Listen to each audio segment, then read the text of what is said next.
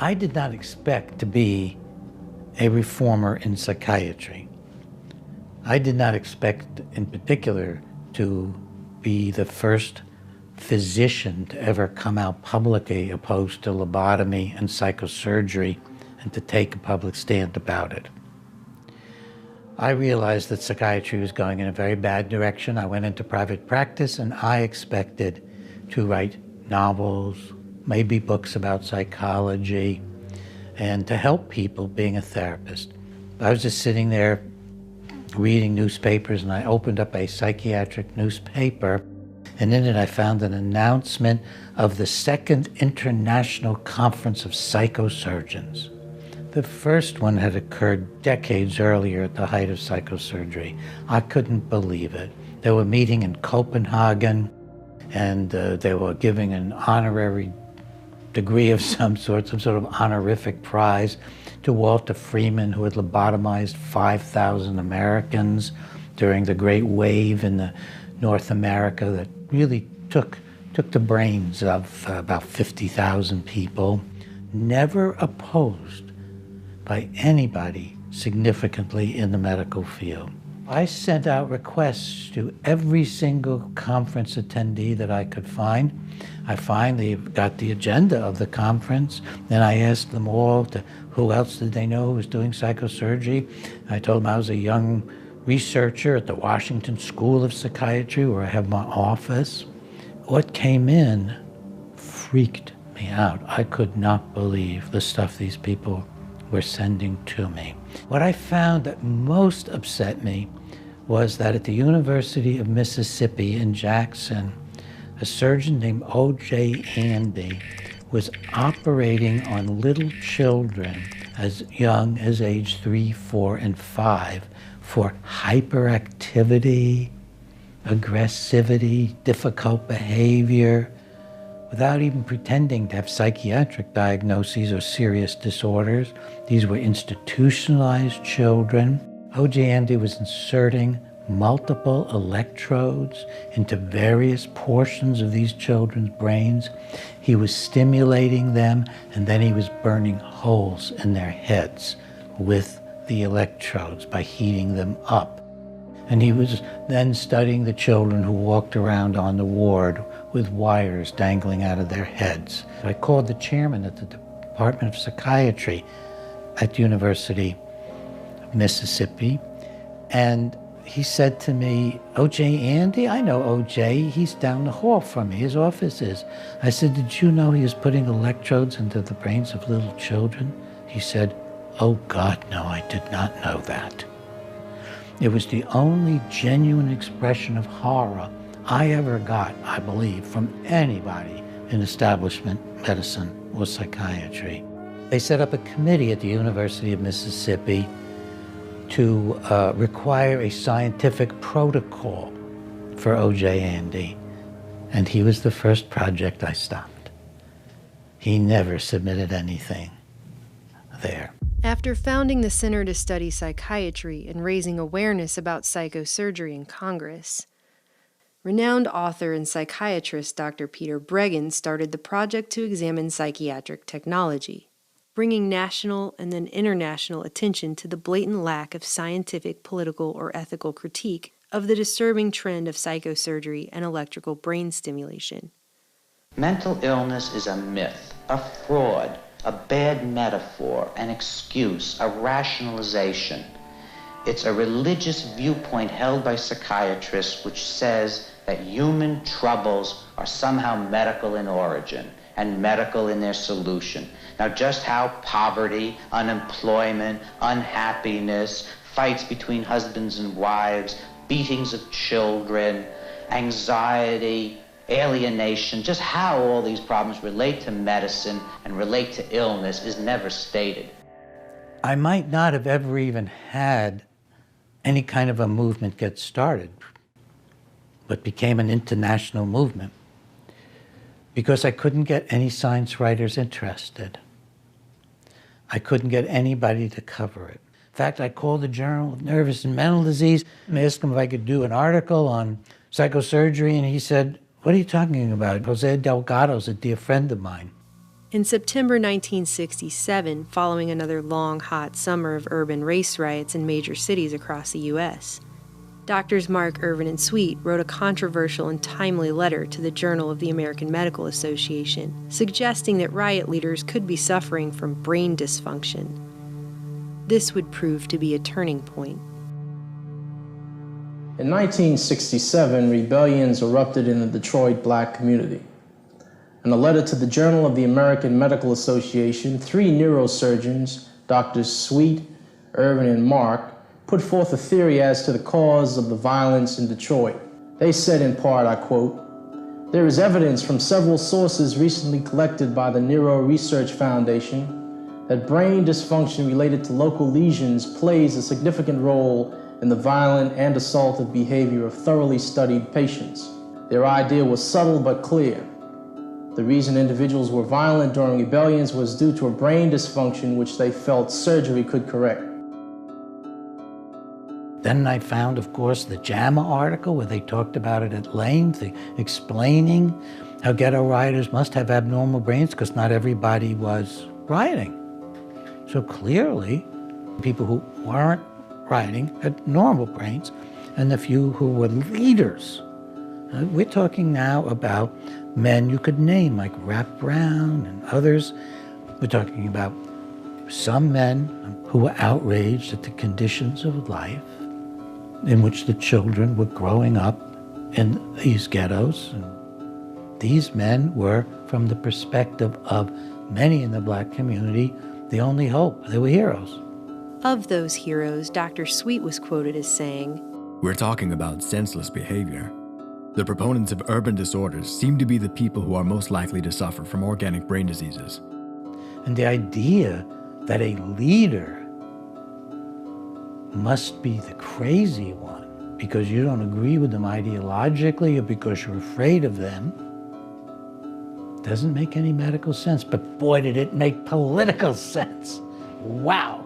The kind of violence that we're talking about here, social unrest among a population in a repressed community, can only be seen as a kind of brain dysfunction by ignoring the legitimate causes of the behavior. And my reaction to the letter from which you quoted and to the whole idea of trying to deal with social violence as if it was something wrong inside of the people's heads who are violent is a way of refusing to look at the legitimate social causes of a very important and significant kind of behavior. To the extent that medical science has created this new, in quote, technology, there is the desire to use it, you see, and the most logical population to use it against are poor people, black people, and people who are incarcerated. The Boston doctors called for an extensive research project to identify the early warning signs of violent behavior and pinpoint, diagnose, and treat people in inner cities with what they termed low violence thresholds before they had actually committed any violent acts. And what do you know, but their JAMA letter just so happened to include specific language taken directly from the good doctor's own proposal for a brand new research project which aimed to do just that. I found out that William Sweet had actually talked to the New York State Legislature trying to get funding, describing how this surgery of stimulating brains and melting holes in the heads of people might be a cure for ghetto violence, because surely the leaders of the violence were abnormal and had abnormal brains that could be fixed with psychosurgery. The first phase of the Boston Violence Project was officially titled The Medical Epidemiology of Criminals. For it, Doctors Mark, Irvin, and Sweet had designed a 5-hour-long multi-phase screening process, which included 17 psychiatric and psychometric assessments, 5 hormonal assays, chromosomal, fingerprint, and dermatoglyphic analyses, an EEG, and what they called a cyber-medical evaluation. The doctors suggested these factors could somehow indicate which individuals were more prone to commit violent acts than others, singling them out for preventative neurological treatments before they could pose a danger to society. The project was seemingly the perfect cure to what was then being declared society's greatest illness, Right on cue, a vast, coordinated media campaign was underway to promote it to the public. Good evening. Violence is making fortresses of portions of our cities and dividing our people into armed camps. Grievances in the United States are more intense now than they've been at any time since the 1930s. There's crime, individual resort to force. Those who commit violence are basically no different from other people. Man from birth has a potential for violence, but the incidence of violence can be controlled and prevented by conscious changes in man's environment. Mark, Irvin, and Delgado were featured guests on many TV programs. And article after article filled the newspapers about their amazing new work. Is violence, then, as American as cherry pie? I believe that assertion was attributed to Rap Brown, was it not? That violence was as American as cherry pie. As an historian, I would observe there's a great deal of truth to that, unpleasant as it may be. Doctors Mark and Irvin declared that brain dysfunction was just as important a factor as poverty, unemployment, and substandard housing in provoking not just urban riots, but social protests, fully politicizing what was defined as violence. In June 1968, it all came to a head. Robert F. Kennedy was assassinated, and during his speech that evening responding to the tragedy, I am appointing with the recommendation of the leadership of the Congress, with whom I have talked this evening, a commission of most distinguished Americans to immediately examine this tragic phenomenon. President Johnson announced the creation of the National Commission on the Causes and Prevention of Violence. Doctors Delgado and Irvin would later turn up as consultants on commission staff reports. President Johnson created the National Commission on the Causes and Prevention of Violence. Today, a task force of that commission released its first findings, concluding that Americans have become a rather bloody-minded people. Concludes that Americans always have been a violent people. Americans have always been a violent people, according to the Commission, so much so in the 1960s that the Commission ranks the United States first among 17 Western countries in total magnitude of strife. Just 2 weeks later, the Omnibus Crime Control and Safe Streets Act of 1968 was rushed through Congress, creating the Law Enforcement Assistance Administration, which would fund hundreds of controversial, coercive, and even downright Orwellian behavior modification projects in the years to come. Then joined in the Justice Department. At the time, there was a notorious section called LEAA. They joined in the funding in a collaborative effort between the U.S. Justice Department and the National Institute of Mental Health. I mean, this was, for me, eye-popping. But it labels as unprecedented the scope and magnitude of anti-war protest, campus unrest, and what it called the chilling recent contagion of political murders of national leaders. Violence in this progress report cannot be eliminated, but can be better controlled, and that, it says, is an urgent imperative. The medical epidemiology of criminals, however, was simply the screening stage for a larger Boston violence project that Drs. Mark, Irvin, and Sweet couldn't seem to get approved. It was rejected by Harvard's Institutional Review Board. Massachusetts General's Committee turned it down on both scientific and ethical grounds. And even an ad hoc committee put together outside of MGH unanimously rejected it. It was then the project was forced to move to Boston City Hospital, an institution which the doctors knew would look the other way and ask few questions, due to its own issues with corruption and mismanagement at the time. Unable to get approval through above-board channels, Drs. Mark, Irvin, and Sweet then formed the Neuro Research Foundation, a nonprofit organization based out of Sweet's personal home that existed only to fund the doctor's research. Dr. Delgado sat alongside the other three on the foundation's board of trustees. This new foundation would enable the doctors to essentially handpick their own medical ethics review panel, thus circumventing the standard safeguards for human experimentation. See how that works?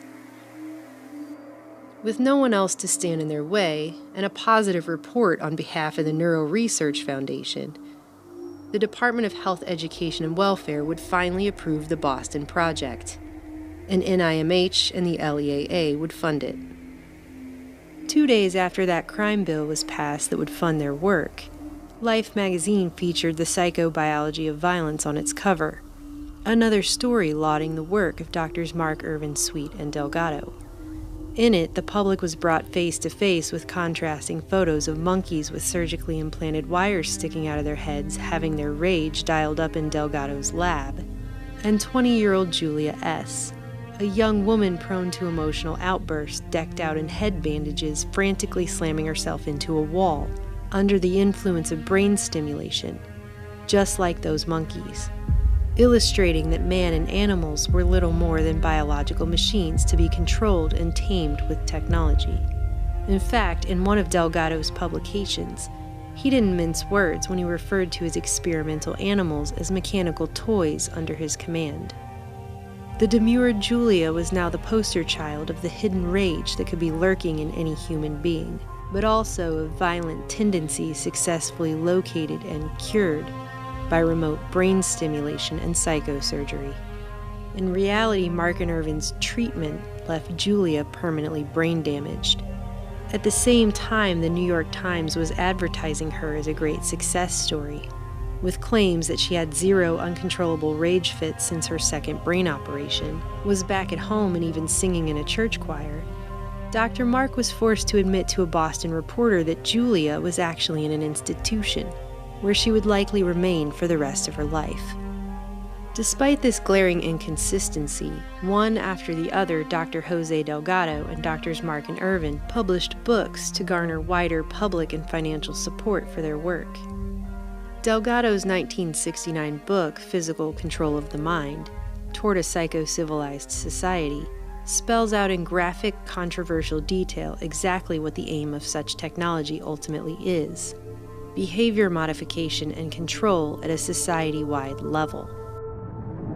The technology for destruction has now placed at the disposal of man a vast arsenal of ingenious weapons which facilitate all forms of violence, including crimes against property, assassinations, riots, and wars, threatening not only individual life and national stability, but the very existence of civilization.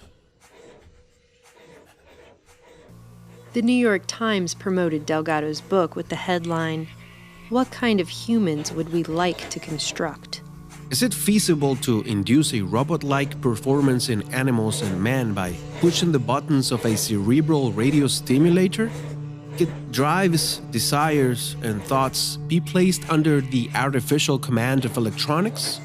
Can personality be influenced by ESB? Can the mind be physically controlled? Meanwhile, headlines in newspapers all across the nation warned Americans that the United States was so overrun with violence. Unless some type of massive, widespread political and social reform was undertaken immediately, America was on track to become a nation of garrison cities where, quote, order is enforced without due process of law and without consent of the governed. The following year, Mark and Irvin published Violence in the Brain. In a spectacular act of self-aggrandizement, the doctors dedicated the book to themselves, writing, "This book is dedicated to the Neuro Research Foundation of Boston, whose goals for the early diagnosis and proper treatment of the violent patient parallel our own." In the book's foreword, Dr. Sweet essentially agreed with Delgado, writing, "Our project holds out the hope that knowledge gained about emotional brain function in violent persons with brain disease can be applied to combat the violence-triggering mechanisms in the brains of the non-diseased. In essence, everybody else." Violence in the Brain. Vernon Mark, neurosurgeon at Boston City. Frank Irvin, psychiatrist at Harvard. William Sweet, this powerful neurosurgeon during the introduction. And the book is about a man at the time called Thomas R. Thomas was a brilliant engineer with patents who was terribly violent and who, after the surgery, was now completely cured without any symptoms. And the surgery consisted of putting multiple electrodes in his brain, stimulating him, even stimulating him while he walked around the ward, then burning out parts of his brain. No patient was more highly publicized as a success of Mark and Irvin's new techniques then Thomas R., whose real name was Leonard Kille, their star patient who, according to their book, was diagnosed as suffering from temporal lobe epilepsy and prone to uncontrollable rages that the doctors were only able to subdue through remote brain stimulation and a bilateral amygdalectomy, which destroyed portions of his brain closely connected to emotional behavior. Well, I knew this was a lie. I didn't realize how huge it was going to turn out to be. So I began to get a hold of every single thing I could find that they had written. I was able to put together that at the point they wrote in Violence in the Brain that he'd been cured forever, he'd been just discharged from the hospital. It wasn't a follow-up at all. In fact, Leonard Kille's story was the backbone of Michael Crichton's novel-turned-Hollywood film The Terminal Man, the inspiration for which came from Crichton's time on the ward and residency as a student of Dr. Vernon Mark.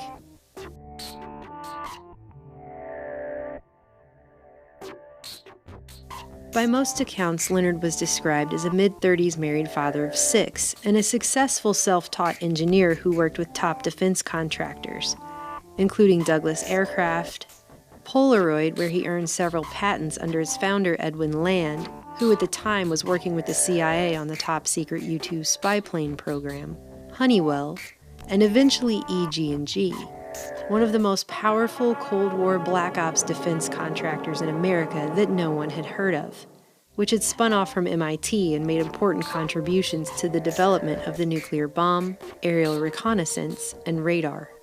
But in their book Violence in the Brain, Doctors Mark and Irvin painted Leonard as an impulsive man with a violent streak who was prone to road rages and spousal and child abuse, a man who would sometimes pick up and slam his pregnant wife and even his children into walls. Although described as typically courteous, quiet, and reserved, Mark and Irvin insinuated temporal lobe disease led to Leonard's sudden violent rages, and the doctors went so far as to describe him as, at times, frankly psychotic, suffering periods of confusion, delusions, and hallucinations. The supposed focus of Leonard's anger and marital disputes centered upon what were depicted as paranoid suspicions his wife was cheating on him with a tenant who was renting a room in their home. And his wife had been the one to refer him to treatment. And the treatment people had referred him to Mark Irvin and Sweet, who had all this equipment and no patient. And it had gone through the VA. They'd taken him right off the VA wards. There's power of these people. Leonard's medical records, however, showed no evidence of temporal lobe disease. In fact, outside of mild depression, Leonard's records showed no evidence of paranoid delusions or any psychotic symptomology at all. The VA records showed him to be entirely normal. His brain waves were normal. He was normal. There's nothing really in the record that shows anything serious. And then they took him and put him in their project. Here the timeline gets fuzzy. During the spring of 1966, Leonard was officially admitted to the Violence Research Unit, where Mark and Irvin claim they spent months trying many combinations of anti-seizure medication, tranquilizers, and psychic energizers, but to no avail. So Dr. Mark implanted an array of at least 80 electrodes into Leonard's brain. Leonard wrote to his mother and described what was being done to him in Boston as the stuff of science fiction. During my conversations with Helen Geis, his mother, she brought me a telegram. These are the days of telegram from Vernon Mark. She had written him and said, "I hear my son is undergoing surgery. Can you please tell me about it?" And the telegram said, "Don't worry, your son is undergoing minor surgery." We had it in print. The doctors outfitted Leonard with one of Dr. Delgado's stemosievers, which sent a steady stream of telemetered EEG data analyzed by computer for an impending violent episode. Then the computer would decide when to remotely stimulate Leonard based on the data. The doctors note that Leonard was a landmark for them. It was the first time they were able to demonstrate that systems in the limbic brain both start and stop attack behavior in man. Then I found a very obscure article by these men, maybe so obscure they didn't expect anybody would find it, And it said that he'd become psychotic while they were stimulating him. And it described how he was saying, I don't want this anymore, I don't want this anymore. Egregious lack of consent aside, now they had a remote trigger for human aggression, a type of activation of a human being by remote electronic means. Just like one of the major goals of the CIA's MKUltra subproject 119. They would just toy with his brain. They would toy with it while he was walking around, and he didn't know it was turned on, so he didn't even know it was happening to him.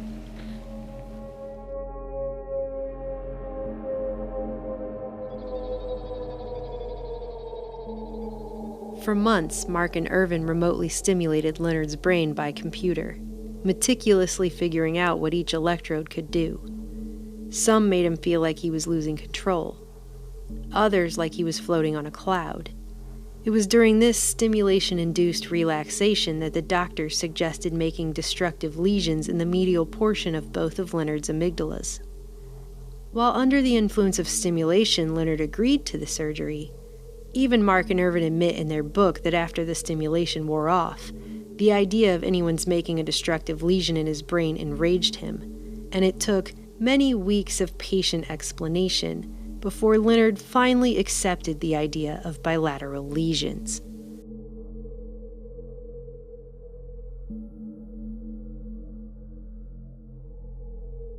And then he became peaceful and accepted the treatment after they stimulated him enough.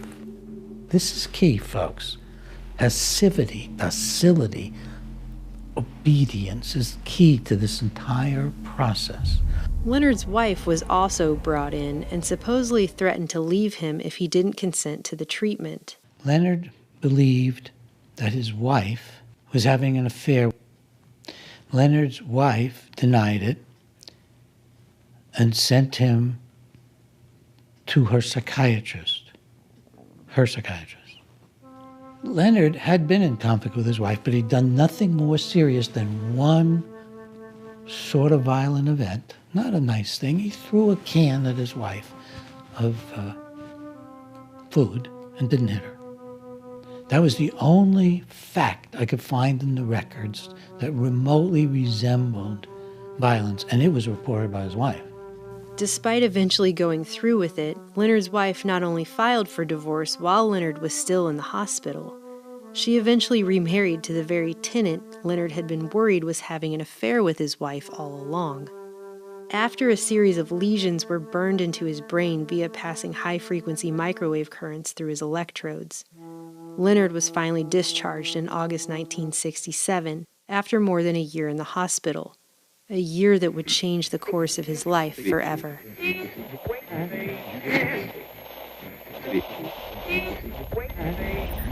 Now, can you tell me if there's any change at all?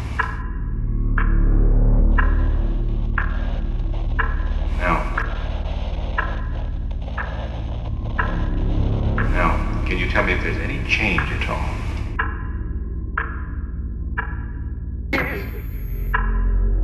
Now, can you tell me if there's any change at all? Now, can you tell me if there's any change at all?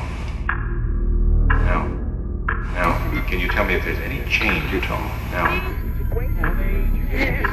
can you tell me if there's any change at all? Now, can you tell me if there's any change? Now, can you tell me if there's any change at all? Now.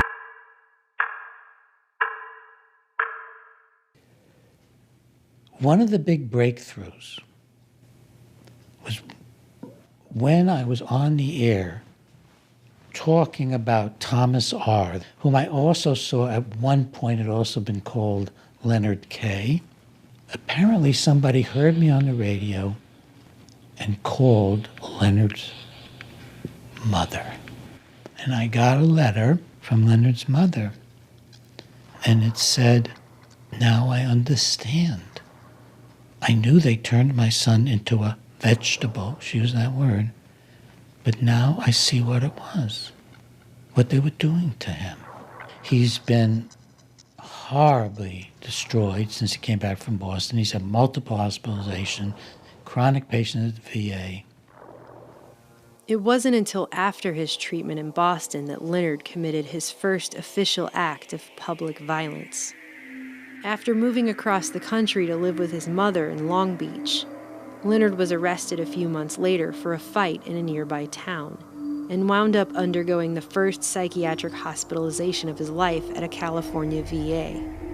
Now hallucinating, delusional, and confused, Leonard was admitted to a lockdown psych ward and placed on heavy doses of psychotropic drugs.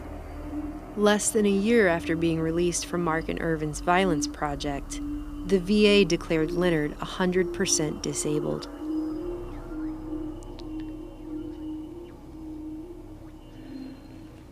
I flew out to California and I met Leonard.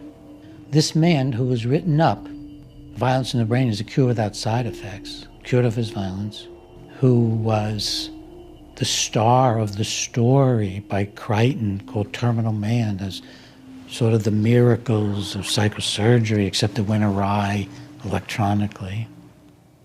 This man was on weekend leave at his mother's house. He was lying in bed, and his head was covered with a tent of newspapers. He was in terror. He said, "Doctors from Boston are trying to get my brain." He said, "I'm the most intelligent person in the world. I have an IQ of hundreds, and they're trying to get my brain." While it is impossible to know what Leonard was really involved in here, it is worth noting that he claimed the experiment he endured specifically involved hooking geniuses up to IBM machines. It was a post-traumatic brain injury psychosis. Terrorized. Leonard went from brilliant engineer and gainfully employed husband and father of 6 to a patently deranged, chronically hospitalized, sometimes violent psych ward patient after his treatment in Boston.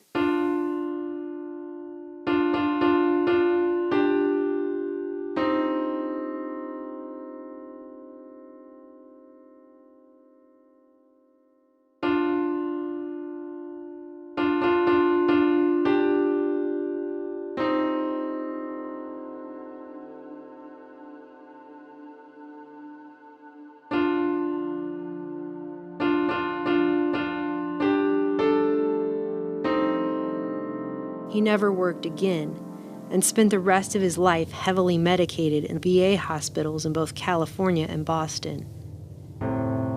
Despite this, doctors Mark and Irvin continued to write journal articles about their great success story, Thomas R. And by the way, I would find out that Mark, Irvin, and Sweet knew this. They knew this while they were writing their cure papers. She said he'll wander off and they'll pick him up in an emergency room and he'll say that doctors from Boston have been manipulating my brain, put holes in my head, and they wouldn't believe him. They'd call him a paranoid schizophrenic, send him back to the VA. Leonard was also diagnosed as schizophrenic reaction paranoid type, in large part due to a fantastical story he told with great technical precision about what had been done to his brain in Boston. When he was finally discharged in May 1968, Leonard's records read, "Patients stated that Massachusetts General Hospital were controlling him by creating lesions in his brain tissue by microwave, and that they had placed electrodes in his brain tissue. Stated that they can control him, control his moods, and control his actions. They can turn him up or turn him down. Just like a mechanical toy."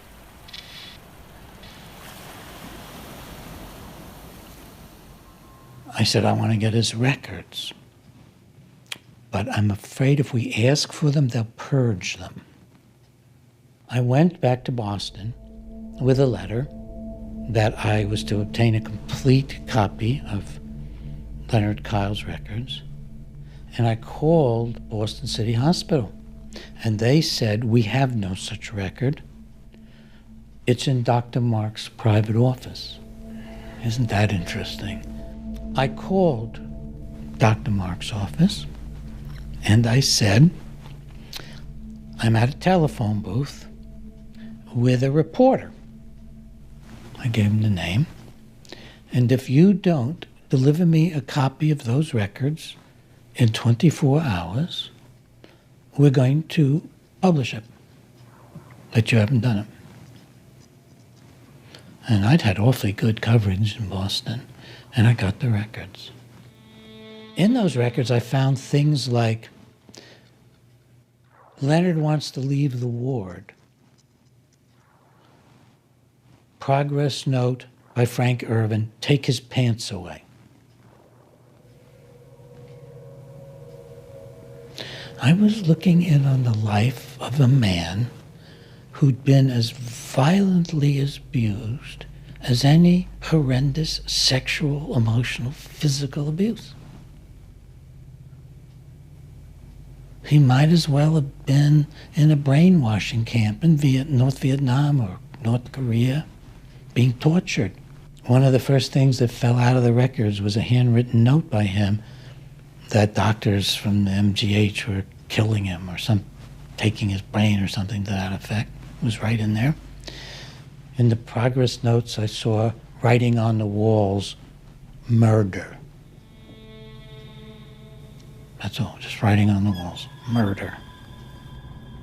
And the VA records did not note that he'd had psychosurgery. But I was able to show that, in fact, Mark had been in communication with the VA.